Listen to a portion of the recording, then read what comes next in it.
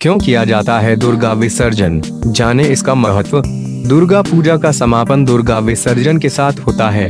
पंचांग के अनुसार शारदीय नवरात्रि में दुर्गा विसर्जन आश्विन शुक्ल पक्ष की दशमी तिथि के दिन किया जाता है और इस साल दुर्गा विसर्जन 26 अक्टूबर को किया जाएगा।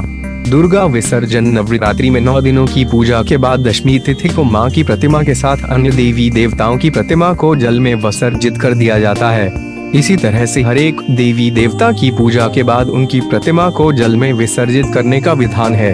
इसके पीछे कुछ ऐसी मान्यताएं हैं जिसके कारण सदियों से ऐसा होता आ रहा है। जल पंच तत्वों में से एक माना जाता है जो परम पवित्र होता है।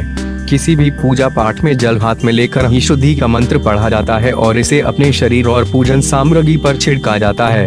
पवित्रता के कारण देवी देवताओं को जल में विसर्जित किया जाता है। शास्त्रों के अनुसार जल को ब्रह्म का स्वरूप कहा गया है। सृष्टि के आरंभ में और अंत में संपूर्ण सृष्टि में सिर्फ जल ही जल होता है। जल आरंभ, मध्य और अंत भी है, इसलिए जल में त्रिदेवों का वास भी माना गया है। इसलिए देव कार्य में जल का प्रयोग किया जाता है। जल बुद्धि और ज्ञान का प्रतीक होता है।